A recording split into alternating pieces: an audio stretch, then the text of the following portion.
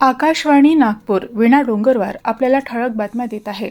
पर्यावरण संवर्धन पंधरवड्यानिमित्त नागपूर महानगरपालिकेच्या घनकचरा व्यवस्थापन विभागातर्फे आज शहरातील 40 झोपडपट्टी वस्त्यांमध्ये विशेष स्वच्छता अभियान राबवण्यात आलं. या मोहिमेदरम्यान साचलेला कचरा, प्लास्टिक, पालापाचोळा आणि अन्य घनकचरा संकलित करून त्याची योग्य विल्हेवाट लावण्यात आली.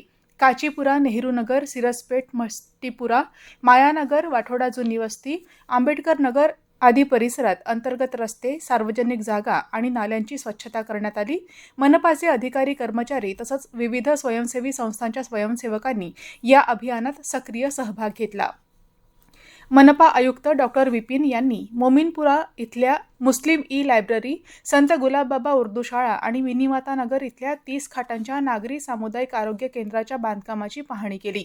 प्रकल्पांची कामं लवकरच पूर्ण करण्याचे निर्देश देत त्यांनी पार्किंग, सोलर पॅनल, मॉड्युलर ओटी आणि नागरिकांसाठी वॉकिंग ट्रॅक आणि उद्यान विकसित करण्याच्या सूचना संबंधित अधिकाऱ्यांना दिल्या.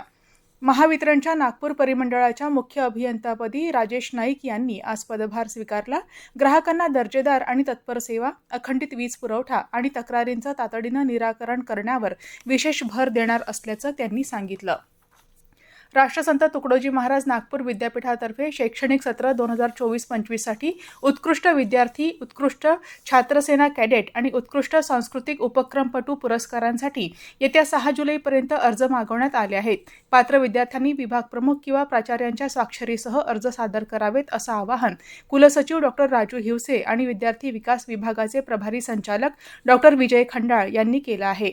नियमावली आणि अर्जाचा नमुना विद्यापीठाच्या संकेतस्थळावर उपलब्ध आहे. जागतिक पातळीवर शैक्षणिक संस्थांचा दर्जा दाखवणारी क्वाक्रेली सिमोन्स मानांकन यादी जाहीर झाली आहे. पहिल्या 200 शैक्षणिक संस्थांच्या यादीत भारतातल्या 3 संस्थांचा समावेश आहे. IIT दिल्ली 118व्या तर IIT मुंबई 134व्या क्रमांकावर आहे. IIT मद्रास 117व्या क्रमांकावर आहे. शहरातील युवा तबलावादक वेद ढोक याला मध्य प्रदेशातील छिंदवाडा इथं युवा प्रतिभा प्रोत्साहन मंचातर्फे उस्ताद झाकीर हुसेन स्मृती पुरस्कार प्रदान करण्यात आला. जिल्हाधिकारी हरेंद्र नारायण यांच्या हस्ते हा पुरस्कार देण्यात आला. 22 वर्षीय वेद विनय ढोक हा आकाशवाणीचा ग्रेडेड कलाकार आहे.